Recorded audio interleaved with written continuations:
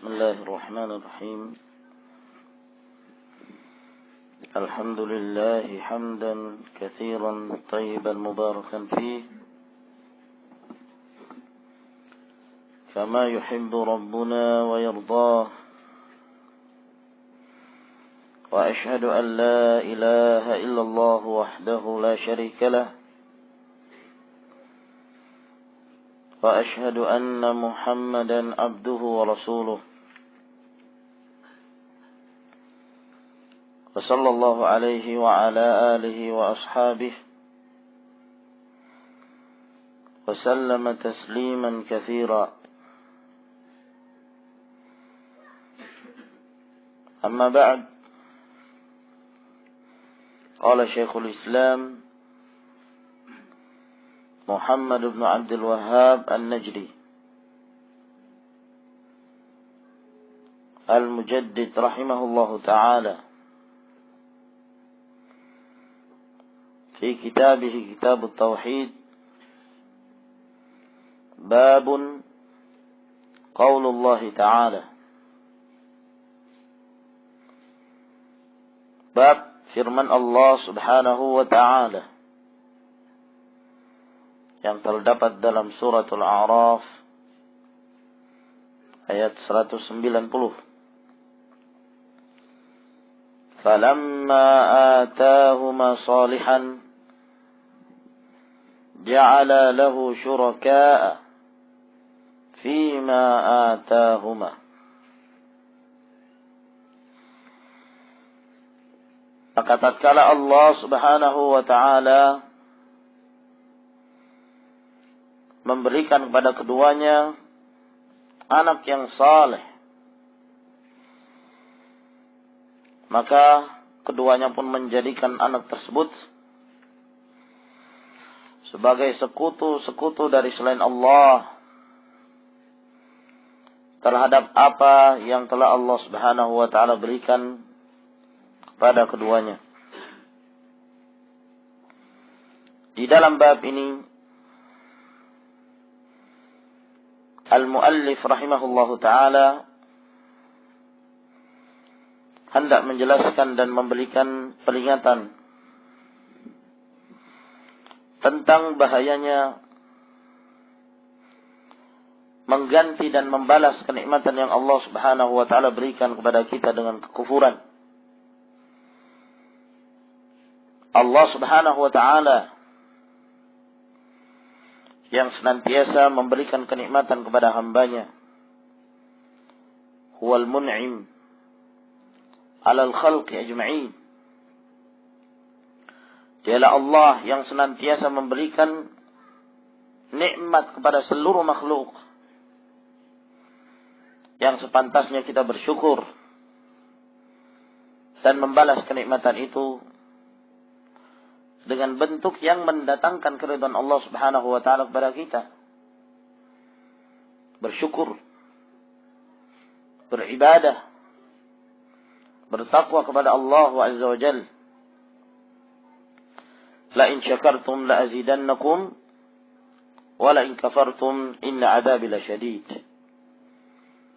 Apabila kalian bersyukur dengan kenikmatan yang Allah subhanahu wa ta'ala berikan, maka akan semakin ditambah lagi kenikmatan di atas kenikmatan di dunia dan di akhirat.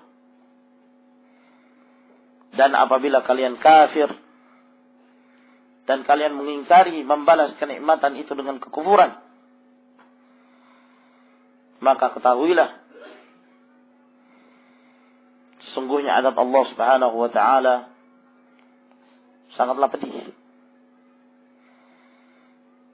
Afara'aita alladhina baddalu ni'matallahi kufran. Apakah engkau tidak melihat orang-orang yang telah mengganti, merubah kenikmatan Allah subhanahu wa ta'ala, mereka ganti dengan kekufuran, sehingga Allah subhanahu wa ta'ala menurunkan pada mereka azab. Maka seorang muslim, mereka harus meyakini bahwa sesungguhnya yang akan mendatangkan kenikmatan itu adalah dengan mensyukuri nikmat. Dan yang akan semakin mendatangkan kebahagiaan itu adalah dengan membalas kenikmatan yang Allah Subhanahu wa taala berikan pada kita dengan bentuk ibadah. Dengan semakin mengetahui tujuan penciptaan kita sebagai hamba Allah Subhanahu wa taala. Dan Allah Azza wa Jalla mencela orang-orang yang ketika Allah memberikan kepada mereka kenikmatan lalu mereka balas dengan kekufuran. Terlebih lagi mereka-mereka yang sebelumnya telah memiliki perjanjian dengan Allah bahwa apabila mereka diberikan kenikmatan maka mereka akan bersyukur. Tatkala mereka diberikan harta maka mereka akan menjadikan harta itu sebagai wasilah untuk beribadah. Namun setelah mendapatkan kenikmatan itu, maka yang tadinya dia berjanji kepada Allah untuk membalasnya dengan ibadah dan bersyukur, ternyata diganti dengan kekufuran. Allah Subhanahu wa taala berfirman, "Wa minhum man 'ahada Allah la in atana min fadlihi lanasaddaqan wa lanakunanna minas shalihin." Falamma atahum min fadlihi bakhilu bihi wa tawallaw wa hum mu'ridun. Di antara manusia ada orang-orang yang telah berjanji kepada Allah.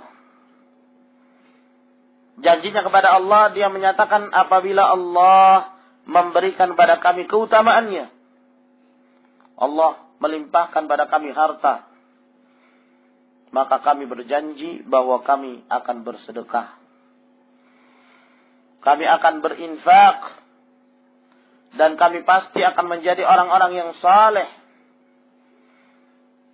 Ini janji mereka. Namun tatkala Allah Subhanahu wa taala mengabulkan permintaan mereka, Allah berikan kenikmatan itu kepada mereka, berubah. Bakhilu bihi. Maka mereka menjadi orang-orang yang kikir. Lalu mereka berpaling. Dan mereka enggan untuk beribadah kepada Allah Subhanahu wa ta'ala. Janji hanya sekedar janji. Dan ini merupakan salah satu bentuk kemunafikan. Perjanjian yang terjadi di antara manusia saja adalah hal yang tercela. Apalagi mu'ahadah terhadap Allah. Berjanji kepada Allah Subhanahu wa ta'ala untuk menjadi orang saleh, untuk membalas kenikmatan itu dengan ibadah, namun tidak ditepati, maka ini merupakan salah satu bentuk kemurkaan Allah Subhanahu wa taala yang Allah Subhanahu wa taala akan datangkan pada suatu kaum ataukah seorang hamba. Oleh karena itu, dari sinilah rahasianya kenapa Rasulullah sallallahu alaihi wasallam membenci yang namanya an-nadhr. Sebab an-nadhr bentuknya adalah seakan-akan dia beribadah sebagai bentuk balasan dari kenikmatan yang telah diberikan pada dia. Tatkala Rasulullah sallallahu alaihi wasallam ditanya tentang nadhr, kata beliau, "Innahu la ya'ti bi khair. Innama yustakhraju bihi minal bakhil." Dengan adanya nadhr tidak mendatangkan kebaikan. Tidak merubah suatu kemudaratan jadi baik. Ataukah sebaliknya. Apa yang telah menjadi ketetapan Allah, itulah yang terjadi. Sesungguhnya an-nadhr itu tidaklah dikeluarkan kecuali dari orang-orang yang kikir. Kikir untuk beribadah kepada Allah Subhanahu wa ta'ala. Seakan-akan dia nanti mau beribadah kalau mendapatkan kenikmatan dari Allah Subhanahu wa ta'ala. Maka dibencinya perkara ini. Bahkan sebagian para ulama ada yang menyatakan keharamannya an-nadhr tersebut dari sisi ini. Nah, karena biasanya orang-orang yang selalu berjanji, kebanyakan celaan yang disebutkan oleh Allah Subhanahu wa taala dari sisi ini. Orang-orang yang selalu berjanji setelah mereka diberikan kenikmatan mereka kufur. Mereka mengingkari janji mereka kepada Allah Subhanahu wa taala. Di dalam ayat ini Allah Subhanahu wa taala menjelaskan tentang keadaan manusia yang ingkar setelah mereka diberikan kenikmatan, setelah mereka mengharapkan kenikmatan dari Allah dan Allah berikan pada mereka, lalu mereka membalasnya dengan kekufuran. Falamma atahuma salihah. Maka tatkala Allah memberikan pada keduanya, yakni sepasang suami istri, seorang yang saleh, anak yang saleh, ja'ala lahu syuraka. Maka keduanya pun menjadikan anak yang saleh tersebut sebagai syuraka, sekutu dari selain Allah Subhanahu wa taala, fima atahuma, terhadap apa yang telah Allah berikan pada keduanya. Dhamir huma yang terdapat di dalam ayat ini menjadi perselisihan di kalangan para ulama. Siapa yang dimaksud dengan huma? Dan ini ikhwan fillah azakumullah akan nampak bagi kita apabila kita membaca ayat yang sebelumnya, yaitu pada suratul A'raf ayat 189. Pada ayat yang ke-189 ini Allah Subhanahu wa taala berfirman, Huwa alladhi khalaqakum min nafsin wahidatin. Dialah Allah yang menciptakan kalian dari nafsun wahidah. Dari nafs, dari jiwa yang satu. Apa yang dimaksud dengan jiwa yang satu ini? Ayat Allah ini mirip dengan ayat Allah yang lain yang terdapat di dalam surah awal surat An-Nisa. Ya ayyuhan nasu taqu rabbakumul ladzi khalaqakum min nafsin wahidah wa ja'ala minha zawjaha. Yang menciptakan kalian dari jiwa yang satu dan menjadikan dari jiwa itu zawjaha. Apa yang dimaksud dengan nafsin wahidah? Sebagian para ulama ada yang mengatakan bahwa jiwa yang satu ini dita'yin. Sudah ditentukan, yaitu yang dimaksud adalah bapak manusia yang pertama, yaitu Adam alaihissalam. Dialah Allah yang menciptakan kalian min nafsin wahidatin. Dari jiwa yang satu yaitu Adam, wa ja'ala minha zawjaha, dan menjadikan dari jiwa tersebut istrinya, pasangannya, yaitu Hawa. Liyaskuna ilaiha, agar kemudian membina sakinah dan ketenangan, perasaan saling cinta mencintai di antara keduanya. Pendapat yang kedua menyatakan bahwa yang dimaksud dengan kalimat min nafsi wahidatin, dari jiwa yang satu, ay jins, min jinsin wahidin, dari jenis yang satu, yaitu manusia. Allah yang menciptakan kalian dari satu jenis. Laki-laki dan perempuan semuanya dari satu jenis, yaitu jinsul insan.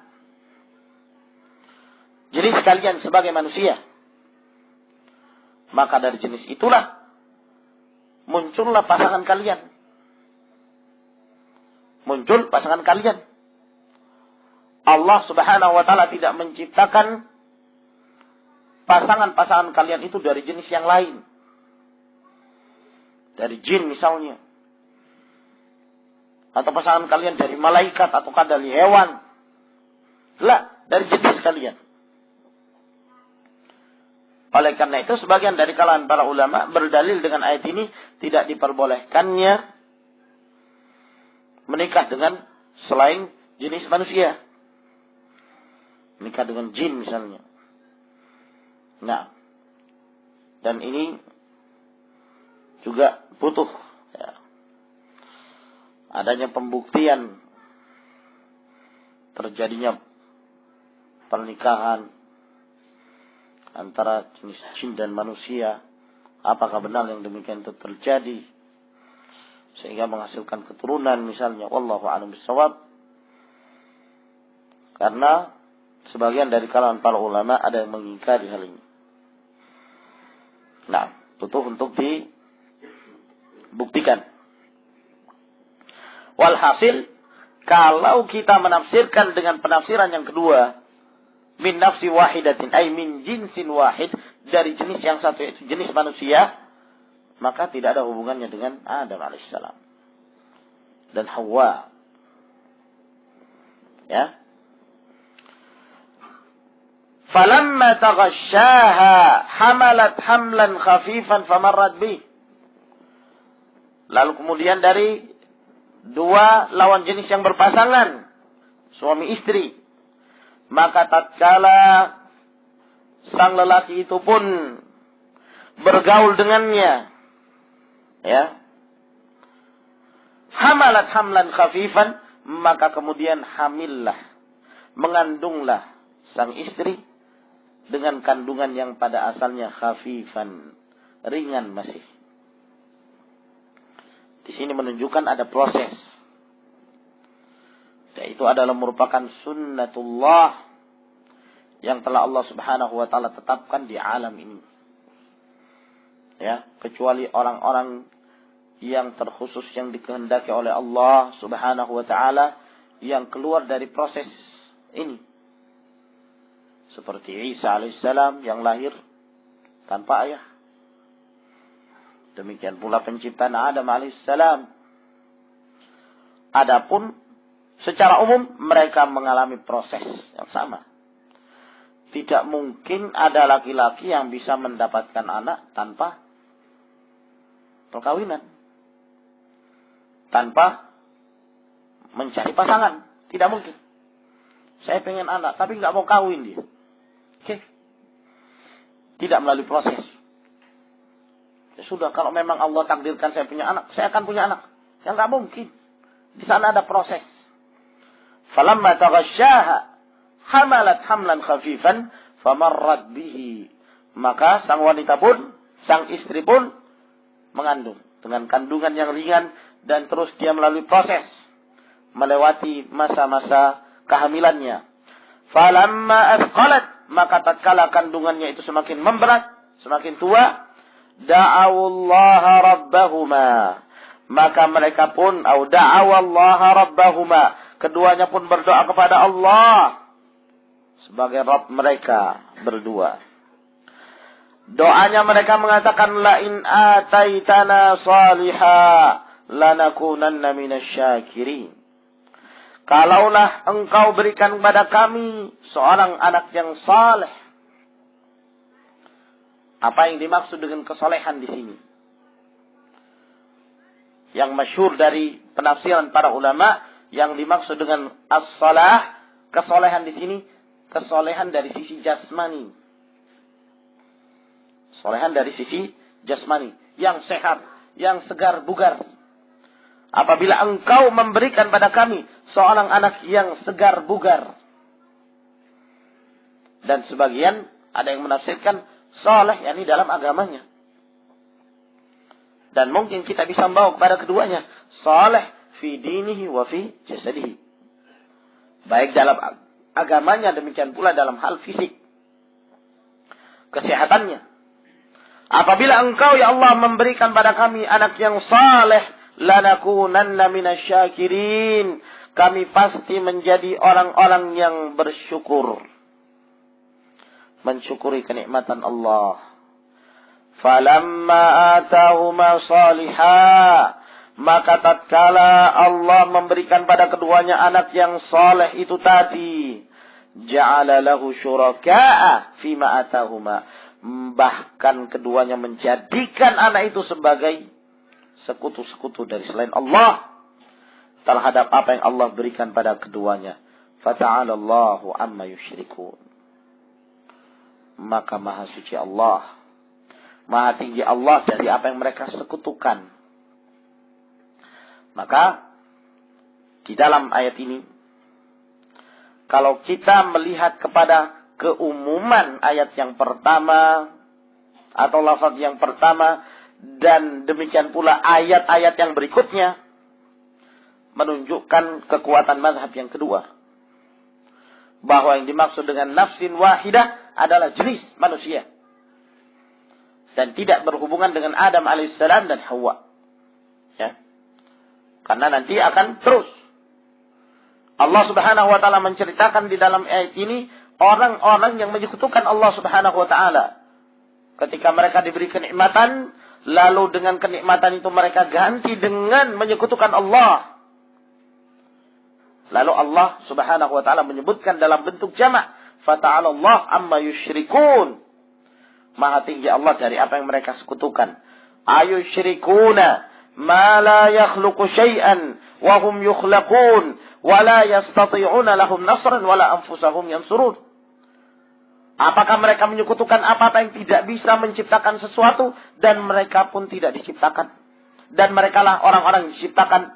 Dan mereka tidak mampu memberikan pertolongan sedikit pun. Bahkan diri-diri mereka tidak mampu menolong diri mereka sendiri. Walhasil sangat jelas bagi kita, dari konteks ayat awal dan akhir, menunjukkan bahwa tidak ada hubungan sama sekali yang menceritakan tentang keadaan Adam dan Hawa. Nah,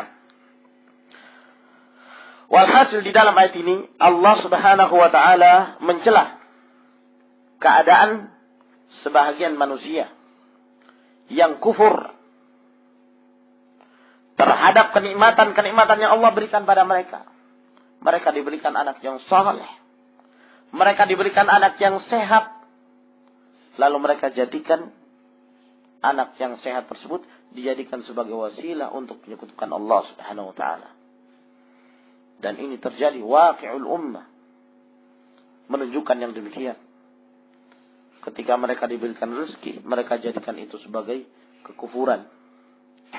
Ketika mereka diberikan harta, maka mereka menjadikan harta itu sebagai wasilah untuk semakin jauh dari Allah Subhanahu wa taala. Berapa banyak ya ikhwan dari orang-orang yang diberikan harta. Mereka diberikan kekayaan. Lalu kemudian mereka khawatir kekayaan itu akan hilang dan sirna. Apa yang mereka lakukan? Mereka akan mencari berbagai upaya-upaya untuk menyelamatkan harta itu dari kebinasaan. Ada yang berlindung kepada jin. Ada yang memakai jimat-jimat. Ya. Ada yang mendatangi syekh atau wali fulan yang dianggap sebagai wali. Ya.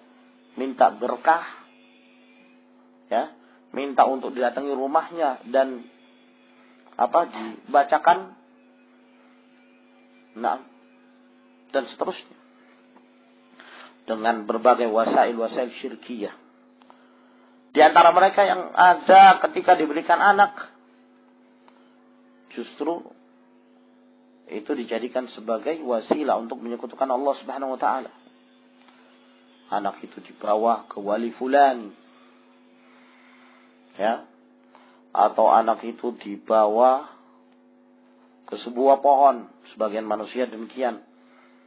Kalau ada anak yang soleh, ada anaknya yang lahir dibawa ke sebuah pohon.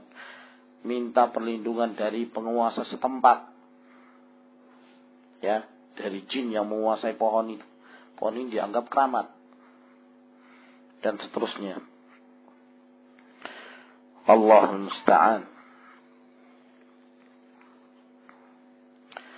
Adapun yang dikisahkan sebagaimana akan disebutkan nanti dalam riwayat Ibnu Abbas radhiyallahu ta'ala anhuma, bahwa ayat ini berkenan tentang kisah Adam dan Hawa alaihissalam telah diingkari oleh para ulama. Dan ini adalah merupakan kisah yang tidak sahih. Wallahu a'lam. Qala Ibnu Hazm, berkata Ibnu Hazm rahimahullah, ittafaqu ala tahrimi kulli ismin mu'abbadin li ghairillah. Para ulama sepakat tentang diharamkannya setiap nama yang diperhambakan kepada selain Allah. Ka'abdi Amrin, seperti Abdu Amr, wa Abdil Ka'bah, hambanya Ka'bah, wa ma asbaha dzalik, dan yang semisalnya. Abdul Husain, ya, Abdu Ali, seperti nama-nama Syiah Rafidah. Hasya Abdul Muttalib,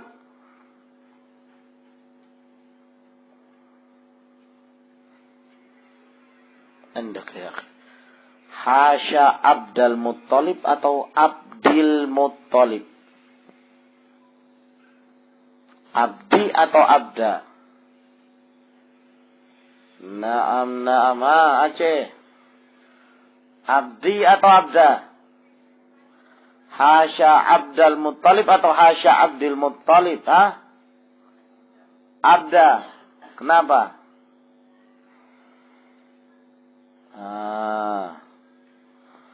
Naam. Indak. La, anta. Abda atau Abdi? Jawab dulu. Abda. Kenapa?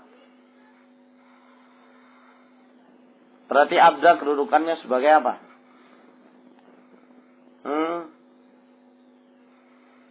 Naam. Indak. Wara Utsman. Indak. Naam. Indak ya Utsman. Apa? Abdi. Bawa. Kenapa Abdi? Ikhtalafat tullabu ila qawlain. Naam. Indak ya khana. Man? Abdullah. Anta Abdullah iban. Ahmad. Naam. Abda atau Abdi? Abda aydan. Bahar. Abda atau Abdi? Anta memilih dua-duanya. Ini menjamak ini. Bisa Abda, bisa Abdi. Kalau Abda kenapa? Abdi kenapa?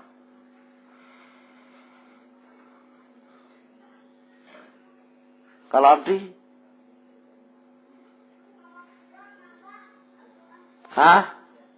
Huruf jar.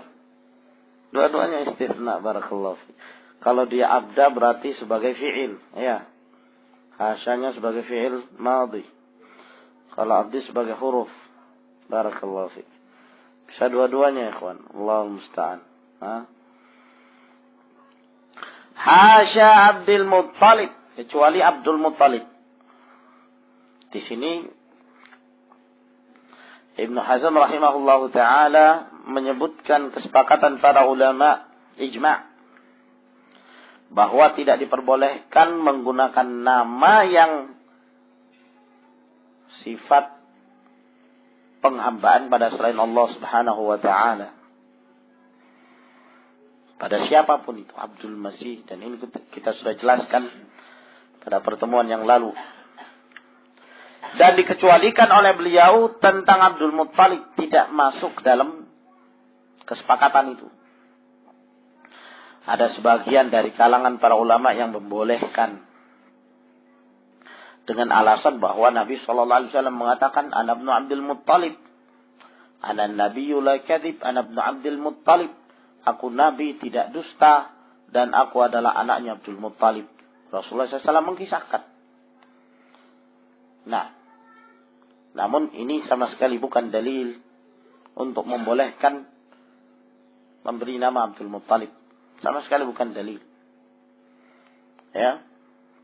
Dan di sana ada kisah yang telah kita sebutkan dahulu, kenapa kakeknya Rasulullah sallallahu alaihi wasallam menjadi masyhur dengan penamaan Abdul Muttalib. Walhasil bahwa penghambaan pada selain Allah Subhanahu wa taala haram mutlaqan. Apakah itu Abdul Muttalib atau yang lainnya. Dan penghikayatan dari Rasulullah sallallahu alaihi wasallam anak Abdul Muttalib tidak menunjukkan bolehnya. Hanya sekedar menghikayatkan. Hanya sekedar menyebutkan dia masyhur dengan penyebutan Abdul Muttalib, maka disebutkan. Sebagaimana Rasulullah sallallahu alaihi wasallam menyebut tentang Abdul Manaf dan tidak boleh Abdul Manaf. Maka demikian pula Abdul Muttalib. Kalau ada seorang yang nama kakeknya misalnya Abdul Husain, ya, maka dia menisbahkan namanya, ya. Namanya misalnya Ali bin Ahmad bin Abdul Husain. Dia hanya sekedar menyebutkan dan menghikayatkan keturunan dia dari kakeknya yang bernama Abdul Husain. Bukan berarti dia setuju dengan nama Abdul Husain. Dan ini wadah. Maka kembali kepada keumuman dalil, tidak diperbolehkan menggunakan nama penghambaan pada selain Allah Subhanahu wa taala alal itlaq.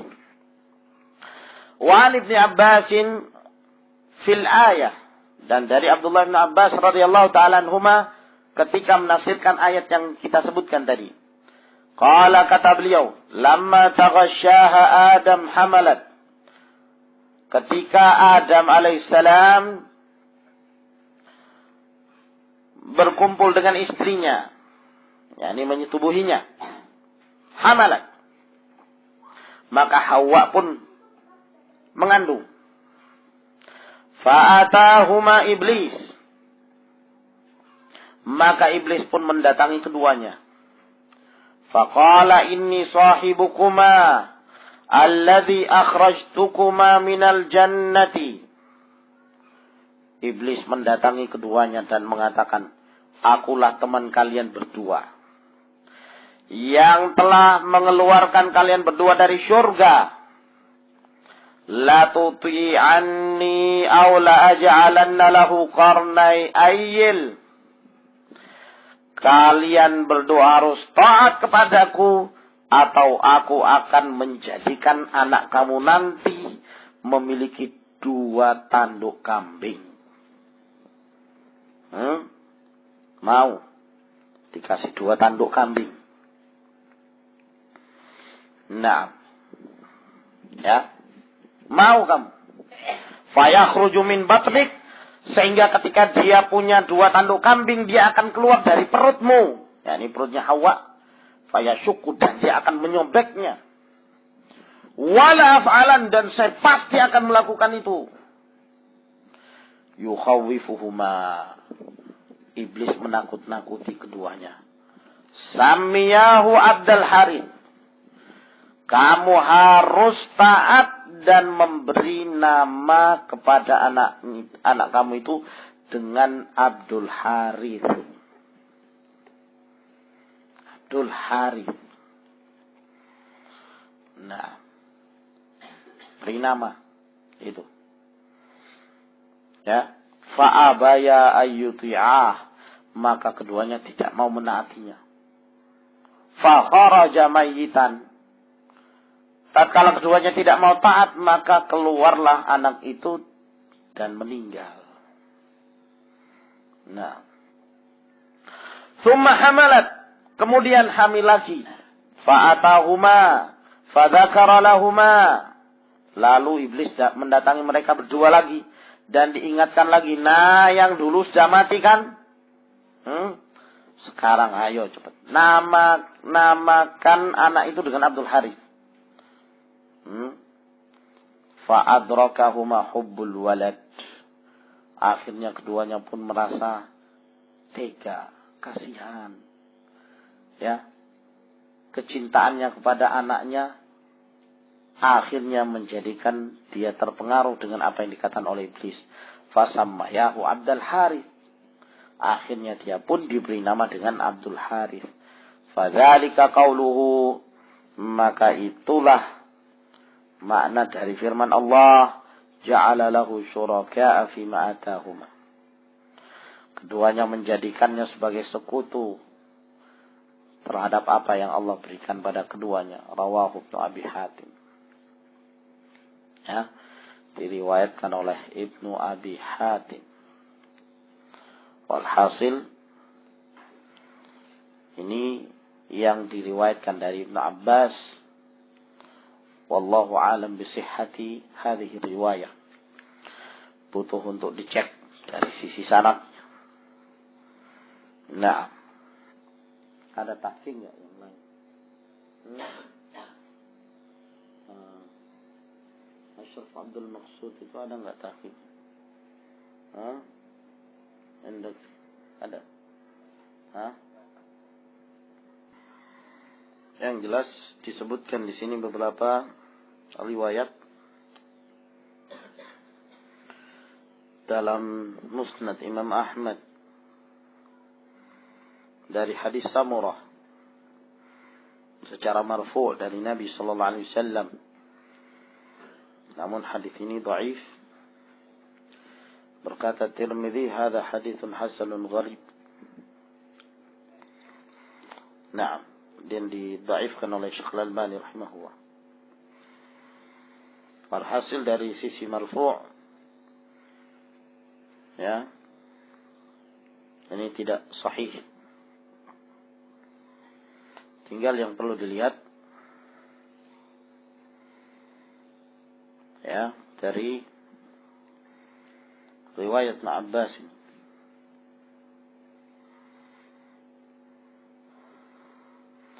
Sebab Ibnu Katsir rahimahullah ta'ala beliau mengatakan yang nampak bahwa cerita ini berasal dari Israiliyat, dari Ahlul Kitab. Adapun kami, kata Ibnu Katsir, maka kita bersama mazhabnya Al-Hasan Al-Basri, bahwa bukanlah yang dimaksud di dalam ayat ini Adam dan Hawa, namun yang dimaksud adalah kaum musyrikin dari keturunan Adam alaihissalam. Oleh karena itu Allah mengatakan, "Fata'ala Allahu amma yusyrikun." Demikian pula yang disebutkan oleh Al-Allamah Syekh Abdullah bin Hasan Al-Syeikh dalam menafsirkan firman Allah Subhanahu wa taala ini, "Fata'ala Allah amma yusyrikun," bukanlah yang dimaksud di sini Adam dan Hawa. Sebab pembicaraan tentang Adam dan Hawa telah sempurna sebelumnya, dan ini adalah pembicaraan yang baru. Namun yang dimaksud adalah musyrikun. Naam. Wallahu a'lam. Walhasil kisah ini, ya, butuh pengecekan dan tidak sahih marfu'. Dan kalau sahih ini adalah penafsiran dari Ibnu Abbas radhiyallahu ta'ala anhuma. Dan di sini juga terjadi keganjalan. Nah, dari cerita ini. Sebab dalam cerita ini, iblis yang sudah diketahui oleh Adam dan Hawa, bahwa iblis inilah yang menyebabkan dia keluar dari surga. Dan terus terang iblis itu datang pada mereka berdua. "Aku temanmu yang membuat keluar kamu dari surga." Ya, sekiranya dia mau menggoda, mestinya kan disembunyikan ini kan. Ya. Nah, kalau misalnya ada orang yang ingin menipu orang lain, ya tentunya dia akan membahasakan dengan bahasa yang baik. Nah, ya, sehingga orang itu terpengaruh. Ya. Tapi kalau misalnya dia datang pada seorang dan ingin menipu lagi, ya, lalu dia datang dan mengatakan, "Kenal nggak saya? Aku ini orang yang pernah menipu kamu. Ya. Coba jangan lagi kamu seperti ini, jangan melakukan seperti ini." Ya, dia tidak akan percaya kamu orang yang pernah menipu, ya kan? Nah, ya, sama seperti ini. Ya. Aku adalah orang yang pernah mengeluarkan kamu, yang menyebabkan kamu keluar dari surga. Oleh karena itu Ibnu Hazm rahimahullah ta'ala mengatakan ini riwayat khurafah, riwayat dusta.